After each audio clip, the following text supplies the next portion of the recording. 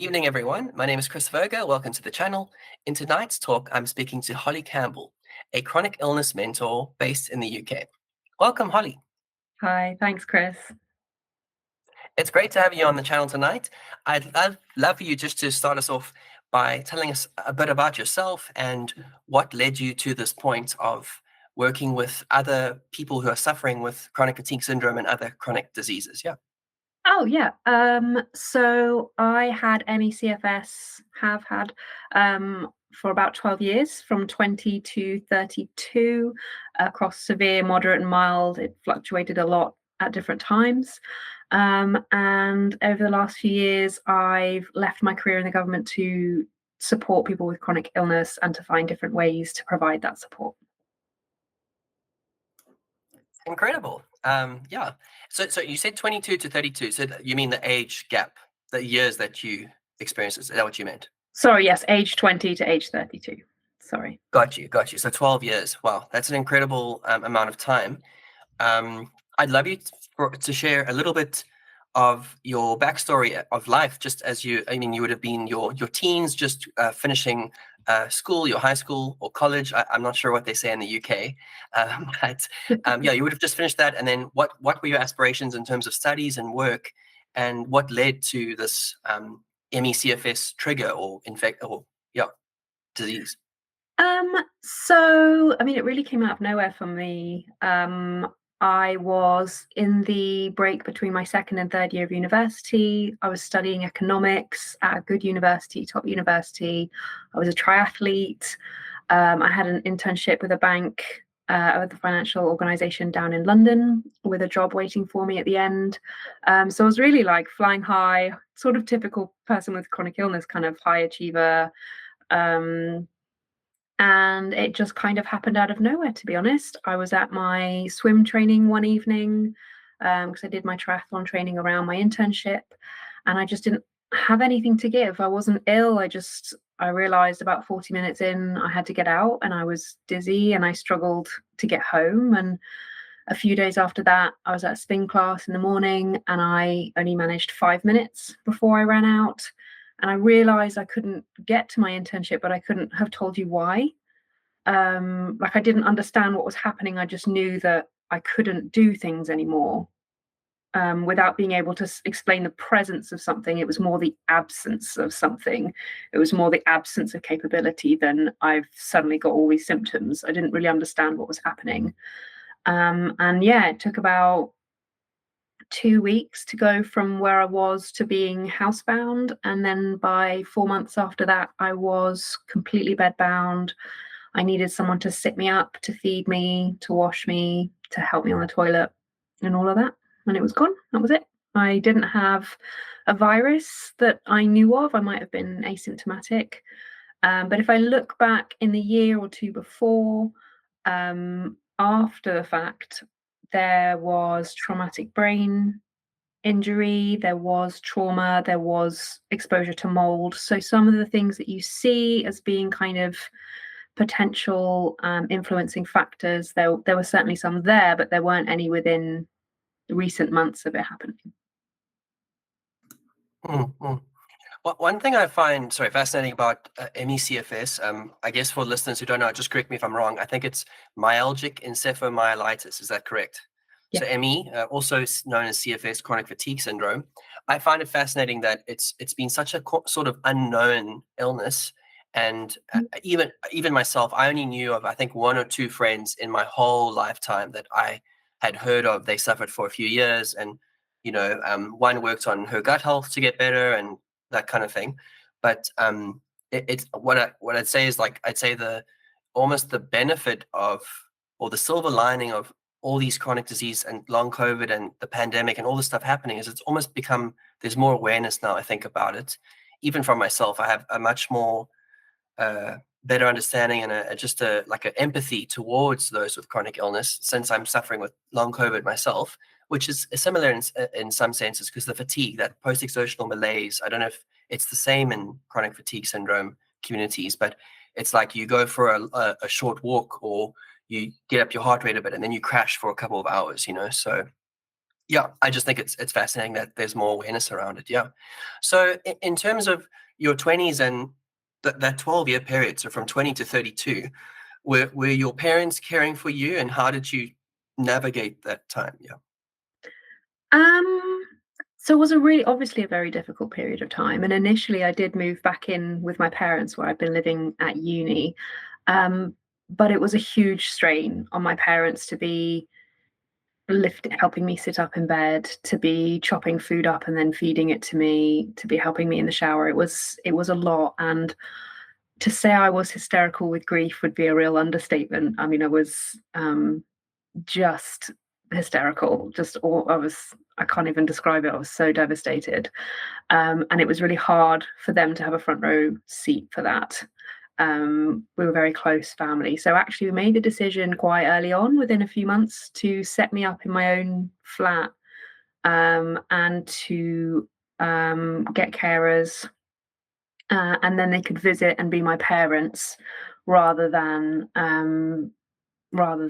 be my carers themselves. They found that just overwhelming, and actually I was really, not at the time, but later on, I was really grateful that they were able to say and to own, actually, we just can't manage this the emotional impact of watching you go through this, and to do the caring as well, and we need to be able to look after ourselves to be our best selves for you. So I lived by myself for those 12 years, and I had housemates at different times and stuff, but actually it worked. It was for the best, actually.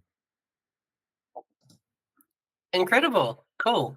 Um, thanks for sharing, Holly.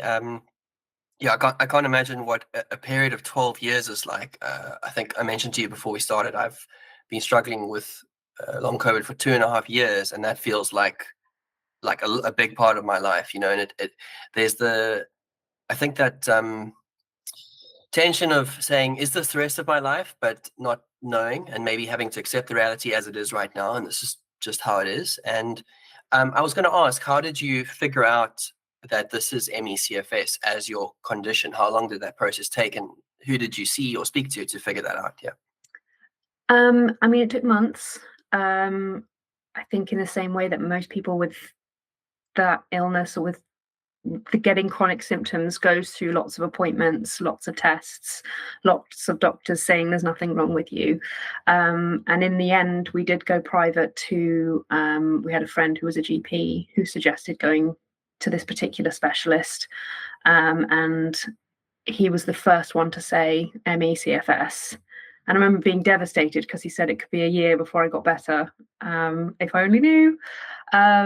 And then from him, we found another specialist, a neurologist who is now retired, but knew a lot more about ME and had worked with people with ME. And that was 6 months after I first got symptoms, where he was able to diagnose and tell me a bit more about what was going on for me. Incredible. Were there any specific methods that I mean, you must have tried everything over the 12-year period, I imagine.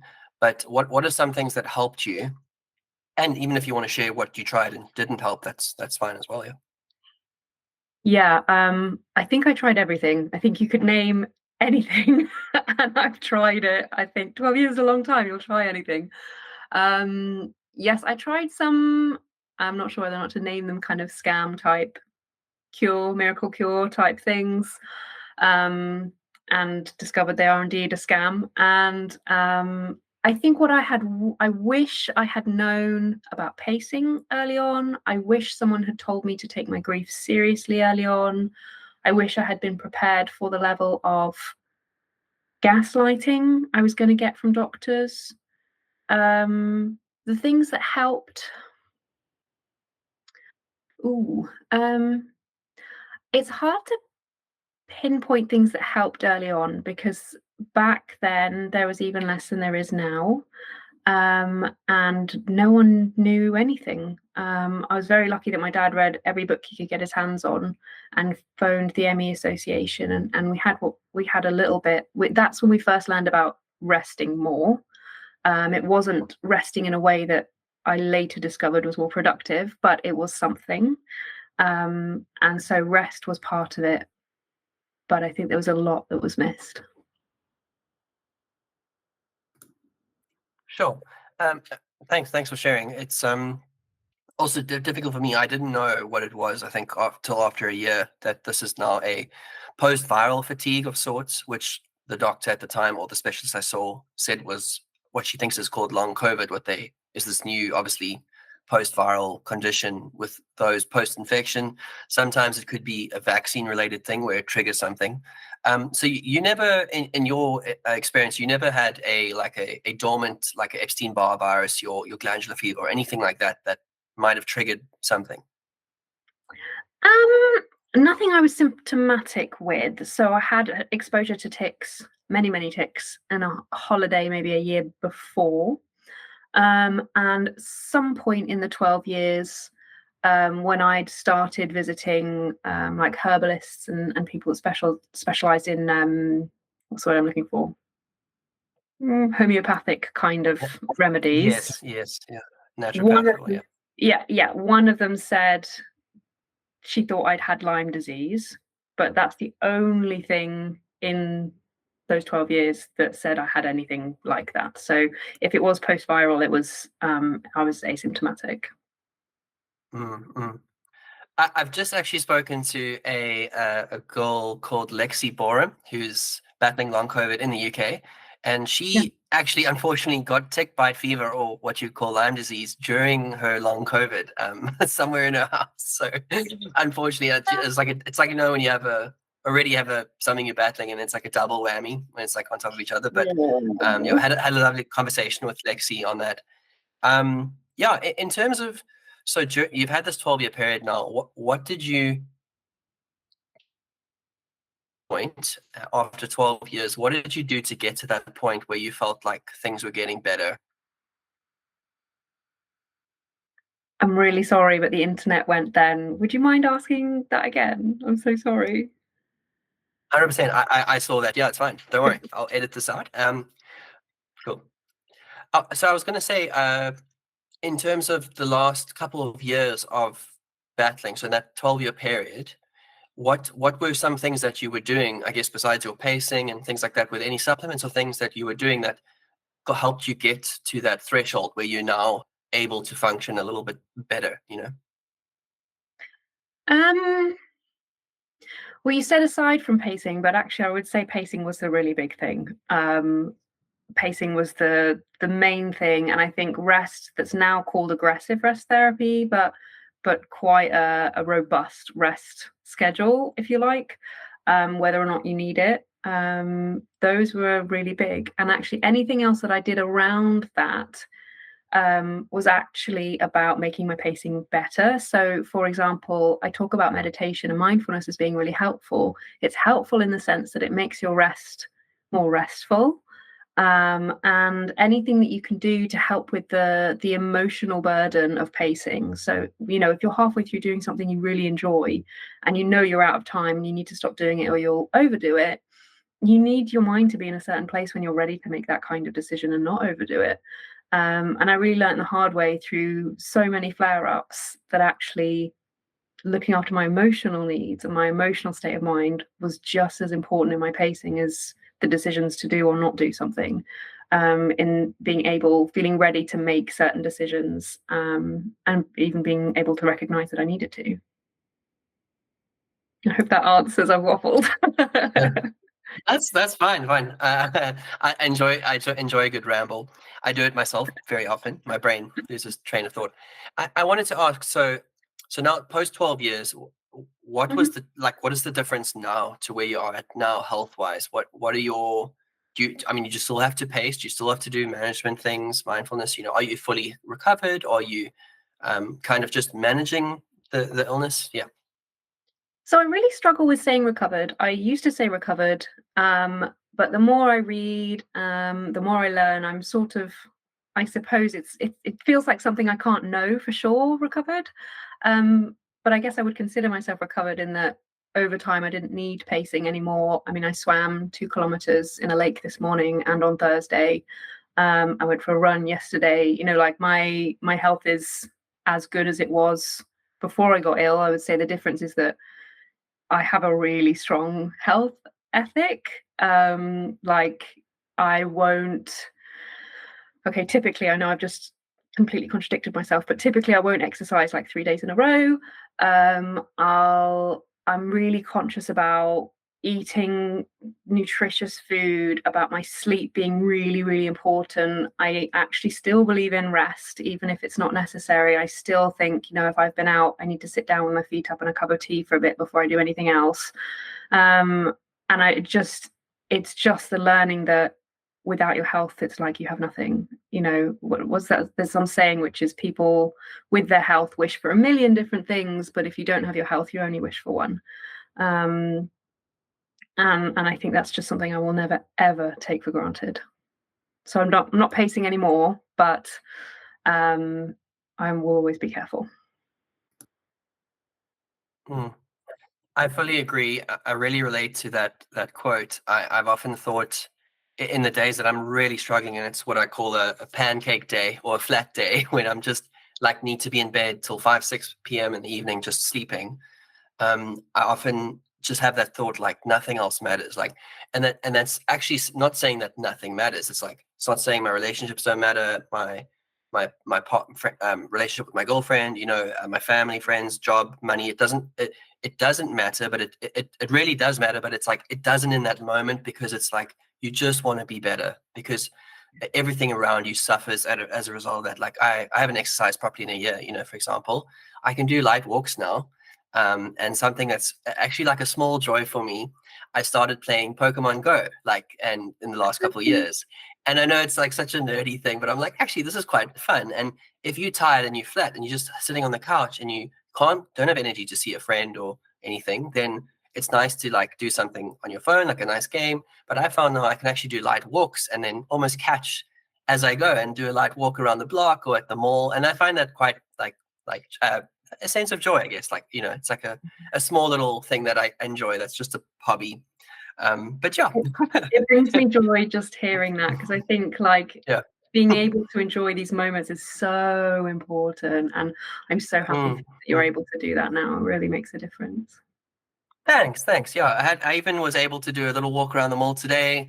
There was what they call a community day, and I sat and had a little coffee, and it was just like a small bit of joy. And like, not that people saw that I had to sleep this morning and rest a lot, or crash yesterday and have a 4-hour nap or whatever. They won't see that, but just getting out and being able to drive to the mall even is like a blessing, I think. But yeah, back to your story. You are now a chronic fatigue mentor or chronic illness mentor. Tell us a bit about your organization and what your Instagram page is about. Yeah. So my Instagram page is about providing like the information that's just missing. And I think even with what we do have with charities and organizations, it can be very dry, and it's not always that realistic to what it's like to live with the condition itself.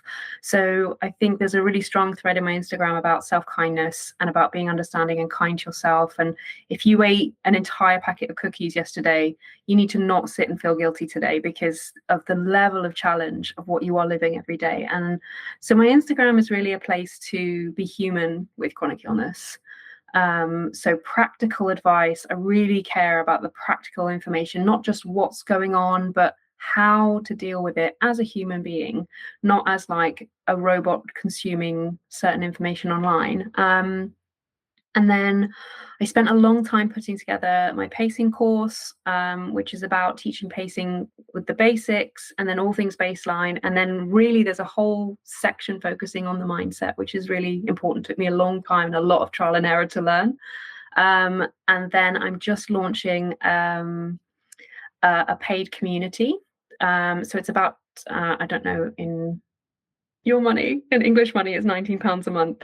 And it's just about creating connections. It's just about creating a space that's low energy, that people can connect with other spoonies, because one of the things that doesn't get talked about enough is the grief of losing your friends and the people you thought would be with you forever, and that needing to make connections with people who can meet you where you are now with the capacity you have now, where actually friends that, I mean, this was certainly my experience and I hear it a lot, where the friends you had before you got ill can't necessarily adjust to how you can be in the world at the moment with chronic symptoms. So the idea behind the community was just to create that space in a way that is accessible for people with chronic illness, and to have live sessions each week, and to just create different opportunities for people to connect with each other, and just feel, like I'll be holding the space to just feel a little bit supported emotionally with everything. So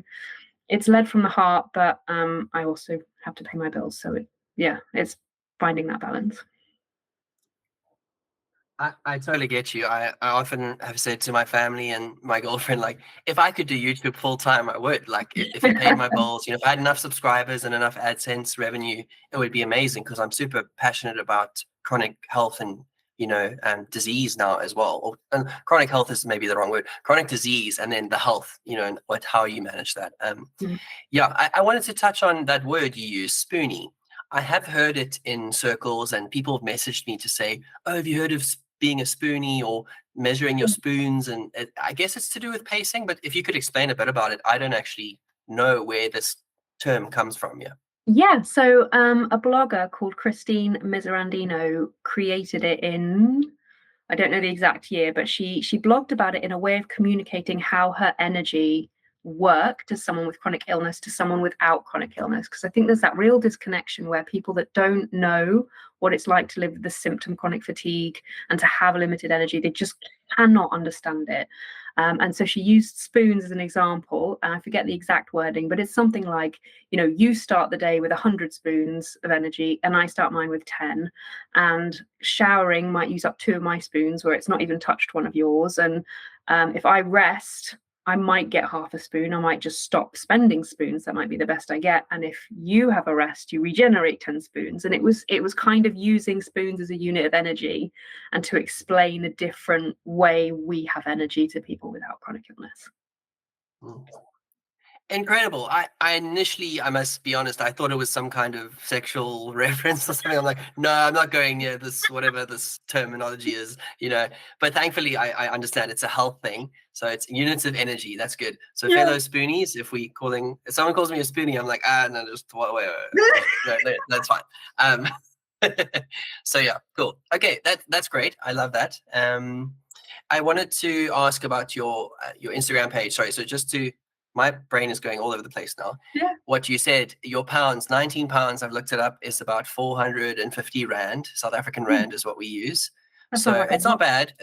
It's about £1. You'll get 20, 22, 23 Rand, I think, if you came down to South Africa. So yeah, it's nice to live in the UK, I think, and travel here, because it's a lot cheaper for you guys. I was about to make the same comment. I need to come and live in South Africa. Yeah. So all my friends in the UK say, come visit us anytime. I'm like, I don't know if I'll have money. Maybe if I say for like 10 years, I can come visit you for like a week. I don't know. But in terms of your Instagram, so your handle is Chronic Fatigue Companion. Is that correct? Yes, it is. Yeah. And amazing. It's a bugbear of mine when people call ME/CFS chronic fatigue, and I really try and avoid that. It more came from the fact that it felt like, of all my symptoms, chronic fatigue was the one that disabled me the most. Like, I felt like I could cope with light and noise sensitivity, headaches, nausea, joint pain, like all of that stuff I could handle. But the chronic fatigue that held me down was the thing. So it's my mission to kind of help people deal with that more than anything else. Amazing. I wanted to ask, in terms of that, I know you've mentioned also on your page that you deal with long COVID and other chronic diseases. Are there any similarities with the ME/CFS and long COVID patients that you're seeing, that you're noticing, I guess, crossovers of different symptoms? Yes. So I'm worried to quote statistics in case they've changed, but quite an alarming percentage of people that get long COVID also get ME/CFS. And so there's quite a heavy overlap there, and lots of the people that follow my page on Instagram have got ME/CFS through long COVID, but there are also people with long COVID that don't have ME/CFS. So it's kind of hard to tell. Have you had anyone contact you that's more of a vaccine-related injury? Are there those groups of people that get a sort of chronic fatigue syndrome? So I suppose I worry about talking about it because of all the misinformation that was spread about vaccines that caused kind of people to stop having them. But I obviously don't want to lie, and I was in contact with one person who got ME because they had the COVID vaccination. Yeah. Sure. Yeah, I've been kind of pondering that myself because I've shared in previous videos that there is microclotting in my blood that I've done tests for to show. I did 10 months of blood thinning to help with those microclots. Unfortunately, there's also a spike protein issue that's in my body, but I'm going to go into that in a different video. Obviously, it's a whole journey I've been on the last 2.5 years. But I was kind of trying to understand, is this long COVID a new separate disease, or is it MECFS trigger, and what are those overlaps? I think I'm just trying to understand if it's two separate illnesses or if they are very similar, if that makes sense. It could be both. I think in my Yeah. head, like a virus as damaging and as devastating as COVID, it's not, Mhm. for me, not outside the realms of possibility that it can be a trigger for post-viral kind of fatigue Mm. syndromes, but also to cause long-lasting damage in other ways that we see with long COVID. Mm. Amazing. In terms of your course, so you've got your pacing course, and you mentioned earlier that you're going to launch something new soon. Tell us a bit about that. Yeah. That's the community. It launches next week and Got you. goes live on Tuesday, and I'm so excited. We've got live sessions on Thursday, so I run each session 3 times to allow for different time zones, and I'm just really excited to get it going. Amazing. So, where can people find out more about that? On your Instagram? Do you have a web page or anything like that?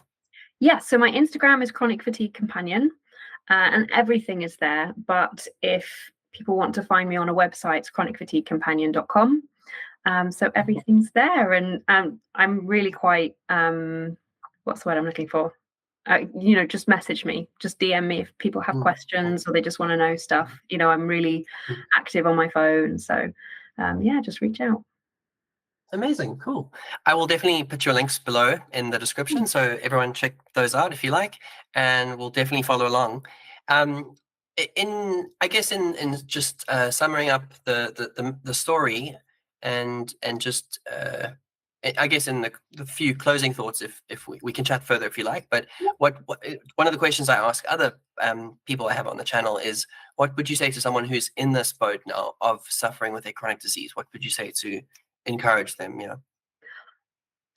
I actually say the same thing every time I'm asked that question, and that is to take your grief seriously. I think we get gaslit out of it, but there is so much loss in chronic illness. It's your autonomy, it's the life you had, it's the life you'd planned for, it's the life you dreamed of, it's the loss of your friends. There's so many different kinds of loss, and I think it creeps into every part of your life because there's no part of your life that chronic illness doesn't touch. And it even with like pacing, every time you make a decision and acknowledge there's something you can't control that you used to be able to control, like your energy levels, there's a level of grief that slips in every time you make a decision and every time you try and do something. So I'm a bit of a parrot in saying that every time, and that, think about your emotional needs, think about finding accessible support for that, thinking about support networks and communities and connections, even low energy connections online. I have a friend with long COVID and all we do is swap memes. And I know that sounds silly, but when you are going through it, when you are living that grief every day, sometimes just that little ping can make a difference, or having a chat with someone can make a difference, and just having a range of options and just knowing you have options on its own can make a difference. So yeah, it's take your grief seriously, because it's such a bigger deal than we let ourselves kind of admit.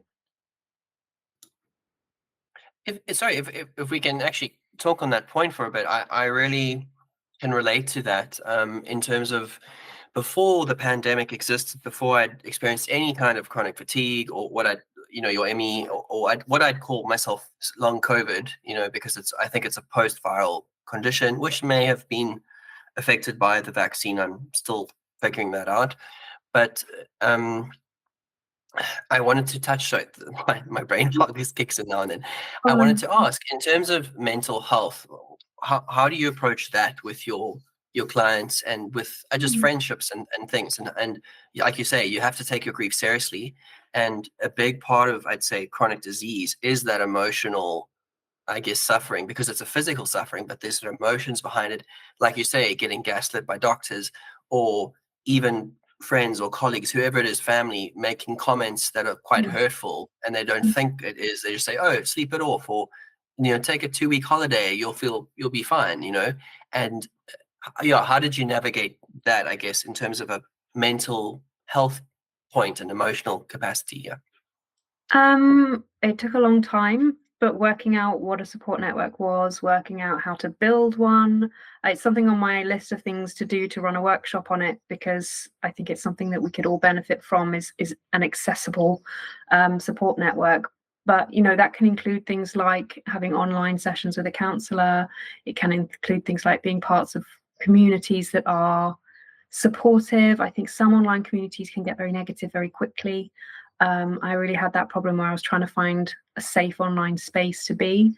It can be finding these kind of online friendships. I think don't ever underestimate the power of an online friendship. It can actually, they're the most accessible. People can meet you where you're at. You can leave your phone and go back to it when you have the energy to, when you're able to. So it's just expanding the range of those options available to you.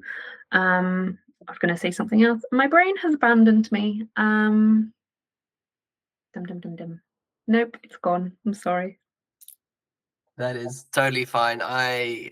I'm forgetting, like, um I'm forgetting to take a tablet, and then thinking I've taken it, and then no, I haven't taken it. Did I take it? Then some days I take the tablet, and then 5 minutes later I take it again because I don't remember if I took it or not, and it's very dangerous with certain medications, obviously.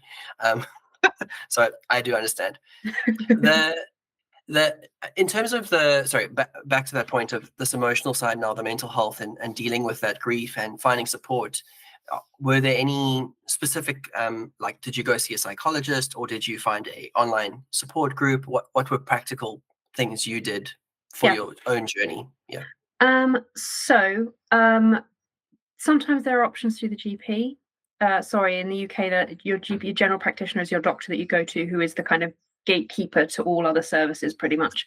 And sometimes there are options, but to be honest, I think there is a risk, and I think people have to be careful, because counselors, therapists, psychologists, actually they can also do damage, because you're going to them when you're vulnerable, and if they make gaslighting comments, it can almost hurt more, because you go there with your barriers down, feeling ready to share and thinking it's a safe space, and they can make hurtful comments. And that certainly was my experience, and I've heard plenty of my followers make the same comment. And for that reason, I'm actually training to be a psychotherapist, simply to be able to offer that service. So I'm a trainee psychotherapist doing my placements at the minute, and because we need more emotional mental support for people with chronic illness, where they don't, you're not going to get gaslit. So I'm tangenting. So practical advice. I think online communities are really good. I would say Instagram is better than Facebook.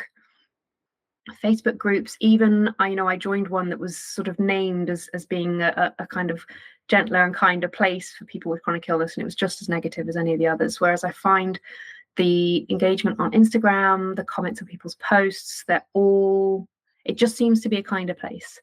And I think trying to get stuck into the comments, make friends that way, make connections that way, can be nicer.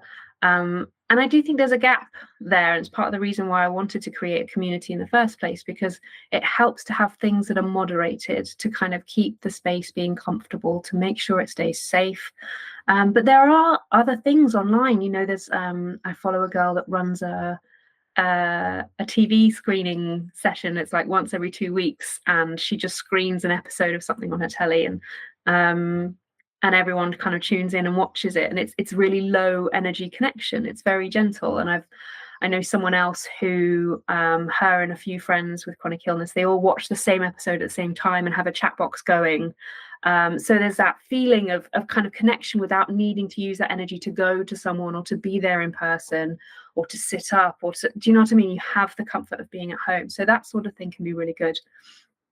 And actually setting boundaries with people that aren't good for you is just as important, because you can't rest properly if you don't feel relaxed and safe in the environment that you're in. And if people are visiting, if you have particularly family members that don't believe you or are trying to get you to see someone that they think is the answer, or you know, they're making comments. I had a family member turn up with a mini trampoline and say if I bounced on it for 20 minutes a day I'd feel better, and at the time I couldn't even feed myself. So it's it's just kind of, I know, That's amazing. I love it. All right, I couldn't believe it. Tell them they can send me the trampoline. Yeah. I'll happily bounce on it on the good days when I have energy. I love trampolines. Honestly, my best story was right at the beginning. I went to see an occupational therapist, and she did know about ME. And I remember saying to her, "What about my sex life? What am I going to do?" And she was like, "I've got just the thing." She gave me a leaflet, and the top bit of advice was to lie next to your partner, make eye contact, and breathe heavily. At the time, obviously, it wasn't great news, but now looking back, I just think, honestly, like, there's got to be something better. Or just say you don't know. Sorry, on that note, Holly, for listeners who might not know, you are married, and how did you navigate dating and that process while managing this condition? Yeah. So my husband and I are a Tinder success story. Incredible. Yeah, amazing. So I think it's really, really difficult, and I think it's very, very sort of individual to what people feel comfortable. So some people say, you know, it's really important that people know up front. Some people wait a bit longer. I just feel that in the internet dating space, people are in a really shallow frame of mind when they're just swiping. So I wanted to get to know someone a bit before I felt safe to tell them, because your story is a bit of you, and if people take it badly, it can really hurt. And for me, it felt important to get to know someone before telling them. But actually, for my husband, it wasn't a problem.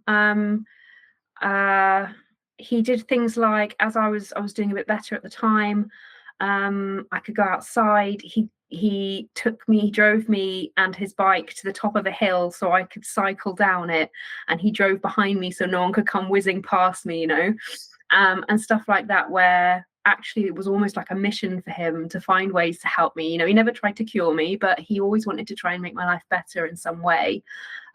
So I think with dating, really clear boundaries was really important. So really saying to my husband early on, I can only do this much. You know, we had dates where all I could do was get up from the sofa to let him in and then let him out again.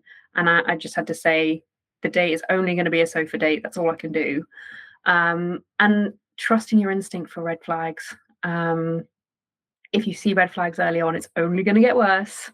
And actually, there were a few less nice partners I could have avoided if I'd listened to my gut and said, actually, if they're not understanding about this, they're not going to be understanding about that.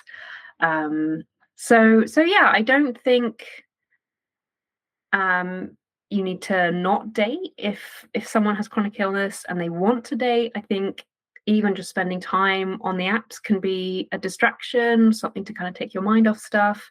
It's just trusting your instincts, setting boundaries, and not wasting your energy, or not kind of giving yourself a flare up to meet up with someone if they're not, you know, if they're not worth it. And I suppose I wouldn't support doing that in general. I know it's not necessarily good pacing advice, but just be careful what you risk for someone. Make sure they're worth it.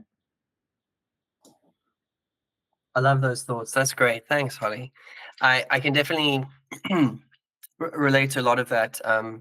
My girlfriend and I were dating just before my vaccines, before my infection, and I think it wasn't like I was good one day and then really bad the next. It was like the slow degradation from I'd say post my COVID infection. I was still exercising prior to that, after my vaccinations, like cycling a lot and, playing ultimate frisbee and a lot of cardio stuff and feeling pretty fine.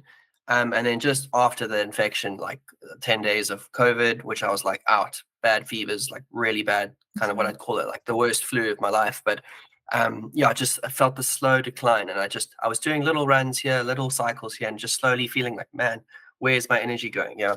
But the point of that is that I think there have been tough days, but it's really kind of, I guess, created a stronger bond with my partner and myself, because she's, I guess, had to learn to accept what I'm going through, and that's the reality for me right now.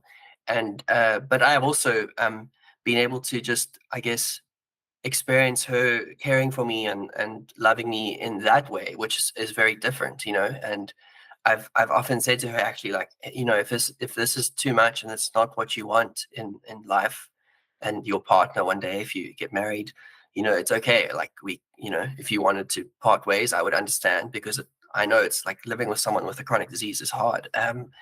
So I think it's beautiful when you do find someone that can accept you in that space and be okay with it. Yeah. Yeah. Any other thoughts in closing? Yeah. Oh, mine goes completely blank. I that's such a wide question. Yeah, sorry. Is it vague? Is it vague? No, not really. I think, you touched on a point there about sort of saying to your partner, or kind of being able to let your partner love you with the chronic symptoms. And I think that is something that we see where people feel uncomfortable. And it's certainly something I struggled with a bit, in that I struggled to understand how my husband could love me when I felt like I was only like a shadow of who I was or who I wanted to be. And actually part of that is being okay with who I was, and being okay with him loving me as I was, and that actually I was still a whole person. It was an illness. It wasn't me, if that makes sense. Very, very cool.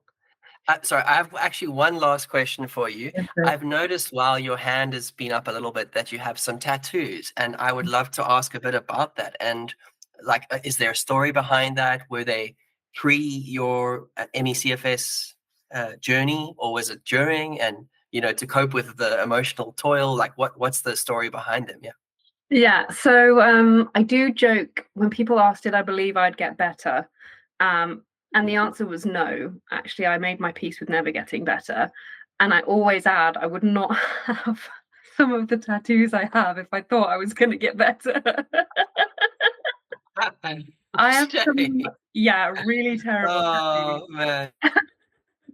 I think it was that, like, I could sit at home, and at the time you'd looked through tattoo books. That makes me sound really old, but you used to get tattoo magazines, and my friends would bring them for me, or my family would bring them for me, and I would look through them and be like, oh, this, and this. And it was just almost like a hobby. It was something that kind of kept my mind busy. And, I'd get a carer to wheel me to the tattooist. And it was actually, physical pain wasn't something, I mean, I don't know if this is the case for everyone else, but people with chronic illness, we're kind of good with pain, with physical pain. We live in it, you live with it every day. So I did find that, like, the pain of a tattoo, it was nothing compared to what I was living with every day. And it was almost something kind of, almost like a release about a physical pain that kind of people could see and understand.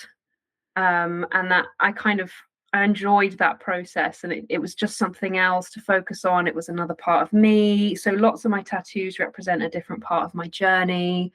So I have a big one here that's about courage, and a lot about kind of how courage isn't like one big moment. Courage is getting to the end of the day and being ready to try again the next day, after day after day after day. And I had one that was about how my life became different when I started focusing on the mindset part of pacing, and about looking after my emotional needs and prioritizing them just as much as my physical needs.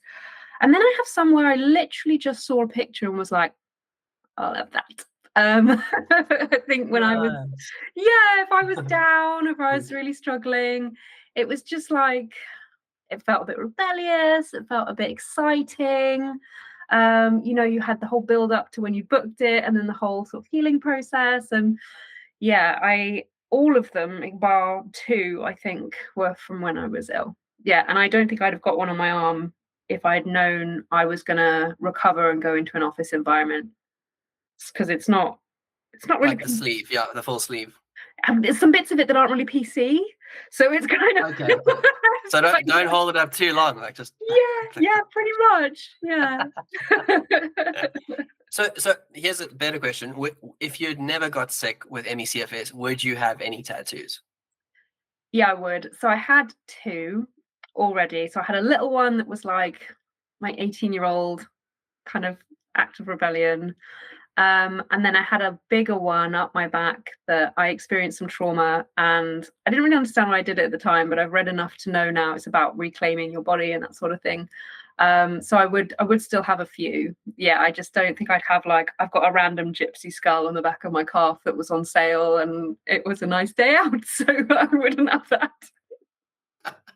That's a sale. I'll buy that item. Apparently, I am, I had no money, yeah. so I would like forego like Mm. food, like so that I could buy them. Anyway, I digress. One of my family and my girlfriend's pet peeves is that I have like a lot of I guess what would you call them, like bathroom products? So or like not sanitary, that's the wrong word, but like Listerine and toothpaste and things. What do you call that again? I forgot the word now. Personal care, Um personal hygiene products.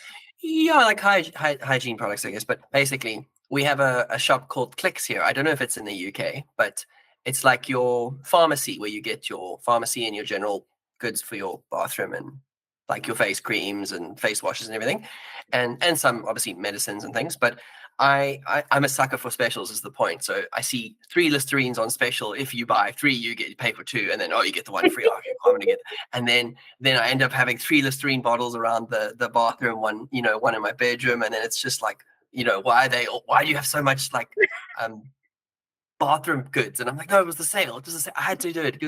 And now I'm like, no, actually, I don't need 3. I'm gonna buy 1 because they're just trying to get me to spend money, even though I think I'm saving money, which you are in a sense. It's just buying more and actually costing you more. Anyways, yeah, So I'm going that's to my say last something. ramble. Let me say something Mm. in your defense there, which is that No. actually, like, I did find with so many of like your normal hobbies and activities becoming unavailable, a tiny bit of retail therapy actually can be a really useful tool for managing if you're having a difficult day or if you need something to help you, just give you a bit of happiness. Mm, Like even like mm, Tesco's, the supermarket nearest, there's they do like these mm, pink colored pens.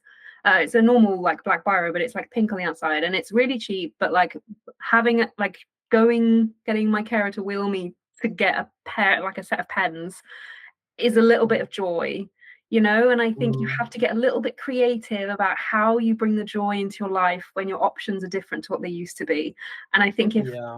buying your Listerine was a way you did that, it might not make sense to people that don't live it, but it's actually a really Mm, nice coping strategy. I mean, it could get expensive if you're buying expensive things, but if you're keeping it to kind of lower stuff and it's not out of hand, then actually it's just using the mm. tools that are available to you.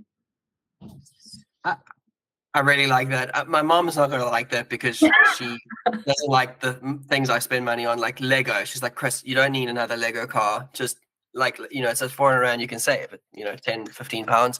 But it brings a lot of joy. So I will ask that for like a birthday present as something very special. And then it's very special to me.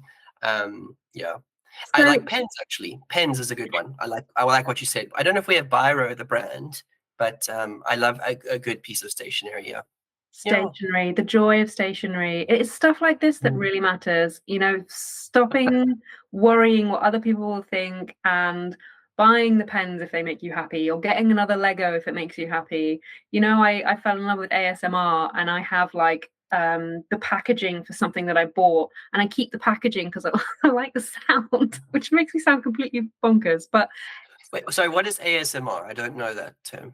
ASMR, so it's, oh, I forget what it stands for, but it started as a type of YouTube video, a type of video where, in theory, they make certain sounds or create a certain environment that gives you tingles, whereas, as in like a little tingly sensation in your spine. But the way I see ASMR is it's like, it's a video of someone creating a kind of interesting sound experience, an interesting thing to look at. So it might be like hand movements. And it's, if you look for personal attention ASMR, it's like a person trying to care for you through a video. So they might be saying reassuring things. They move from side to side if they have different cameras, which adds a binaural element to it. And it can actually be really soothing and really relaxing. It's great for helping rest times when you're bored. And there's a whole like universe of ASMR out there. And that was one of the things I should have said earlier that really got me through, is finding like an ASMR channel that you find relaxing, that is soothing. And there's lots of really weird ones out there. And I will put a disclaimer or a kind of warning on it that it's pretty weird when you first go and try and listen to ASMR.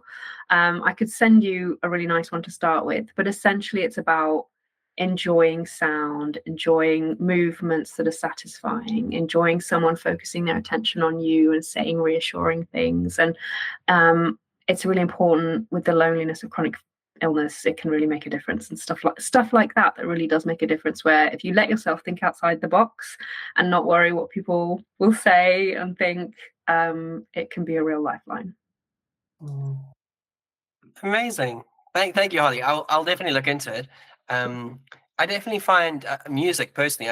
I love listening to music, or just a YouTube video in the car, like listening to something on the way to work, or just in bed. It's helpful. Yeah. I think there's a reason these apps exist, with like rainfall and forest noises and things to help you sleep. There is a cool psychological, I guess, benefit to it. Yeah. Thank you so much for your time tonight, Holly. I think we've kind of gone in all kind of different directions, but I love it. It's great. That's kind of what I love, to just to connect with people, and you really get to see the authentic side of someone. It's your story and your life is more than just your disease, your illness, what you're suffering. You are more than that. It's not your identity, and that's something that I've been on a journey to help just my own mind, just to understand that I am not this disease. If I struggle with depression, I am not depressed. It's just something I'm struggling with for a season, or long COVID, hopefully for a season. It could be life, I don't know, but I'm trying to kind of not let that become my identity, I think, is what I'm focusing on. Yeah, that's a whole interesting debate, the whole side of how much of an identity the chronic illness has, and the impact, and it might be something to explore with other people. It's so many people have so many different perspectives on it. It could be a really interesting and kind of nuanced discussion to have. Yeah. Amazing. Thank you for your time, Holly. For those people listening, feel free to look at Holly's Instagram at a chronic fatigue companion. That's the at. I will put the link in below, so feel free to have a look at her channel. Yeah. Thanks again, Holly. You're so welcome.